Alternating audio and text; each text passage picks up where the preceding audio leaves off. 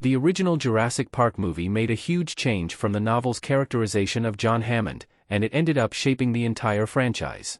Michael Crichton's best-selling novel Jurassic Park was adapted into a screenplay by David Koepp and Crichton himself for Steven Spielberg's record-breaking blockbuster. While the movie maintains the same basic premise and story structure of the novel, it made some big changes to the source material, like toning down the violence to be more palatable to a wider audience. The adaptation completely recharacterized the mad scientist who created the park, John Hammond. Although he only appeared on-screen in the first two movies, Hammond has loomed large over the entire Jurassic Park franchise. Without Hammond, there would be no park. All the cloned dinosaurs seen in these movies are a direct result of Hammond playing God. Richard Attenborough's performance was so iconic that Hammond remains one of the most memorable Jurassic Park characters 5 sequels later. But he was almost a totally different character. In the original novel, Hammond is a much darker figure than the version that made it to the screen in Spielberg's movie adaptation. John Hammond's book Change explained.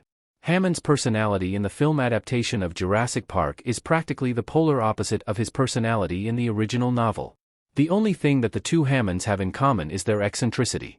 In the novel, he's a cold-hearted sociopath whose plan to resurrect dinosaurs is driven purely by his desire to boost InGen's profits and pump up his own legacy.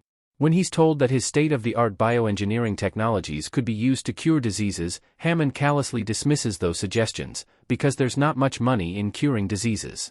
Whereas the movie version of Hammond takes it on the chin when his park's safety measures start to fail, the book version of Hammond refuses to take any responsibility.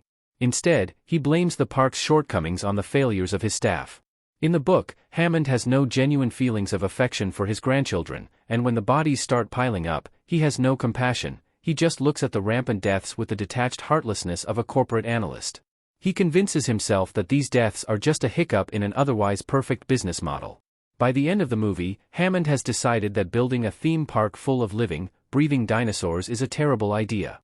When Alan Grant quips that, after careful consideration, he's decided not to endorse Hammond's park, Hammond quips back, "So have I." But in the book, he never comes to this realization. By the end of the novel, Hammond still believes in the park and wants to rebuild it after all the death and destruction. Of course, it doesn't matter much, because in the book, Hammond is mauled to death by a pack of Procompsognathus. Hammond being a villain completely changes the Jurassic Park franchise's story. John Hammond smiling in Jurassic Park.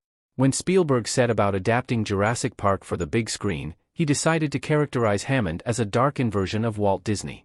He cast a legendary filmmaker in the role, because he knew that a fellow director would understand the motivation of a visionary genius determined to turn his grandiose ideas into a reality at any cost. In the movie, Hammond isn't a cold, callous sociopath. He cares about his grandkids, he takes responsibility for his failures, and he's optimistic about his park's possibilities. It's just that optimism is woefully misplaced. Making Hammond a misguided optimist rather than an out-and-out villain, as he was in the book, shaped every subsequent story in the Jurassic Park sequels. He became an activist in the second movie, The Lost World, Jurassic Park, and his vision for the park and the animals shaped Simon Masrani's equally optimistic outlook in Jurassic World. It also made Hammond a key, principled player in the human cloning subplot. Had he remained a villain, the entire franchise would be different. If Hammond had been a villain in the first Jurassic Park film, then his successor Masrani might have still looked up to him in Jurassic World, but it would be for much darker reasons, and make Masrani a much darker character in the process. Rather than protesting against further dinosaur cloning in the Lost World, Hammond might have championed the return to the island and the salvaging of the dinosaurs. Rather than objecting to the human cloning storyline in Jurassic World, Fallen Kingdom, he might have encouraged it, because there would be a lot of money in human cloning. The Jurassic World movies would be different without Hammond's story change. Dr. Henry Wu in a lab in Jurassic World Dominion. If the original Jurassic Park movie had faithfully adapted the John Hammond character as a full-blown villain, then his legacy would be totally different. The rebooted Jurassic World trilogy kicked off with a fully operational dinosaur park. If Hammond had remained a villain and didn't decide against building the park at the end of the first film, then the series might have reached that point sooner. At the end of the book, Hammond is determined to rebuild the park. The movie could have seen that through if it made Hammond a villain but didn't kill him off. If the movie hadn't changed his characterization but did change his ending to keep him alive, then Hammond might have had the park up and running in time for the second movie. Since the franchise has shown time and time again that Hammond's business plan just isn't feasible, the park would have eventually been shut down either way. Whether Hammond was a villain or not, The movies would have ended up telling the same stories about the fallout of cloned dinosaurs running riot on the island. But the interim might have been a lot different.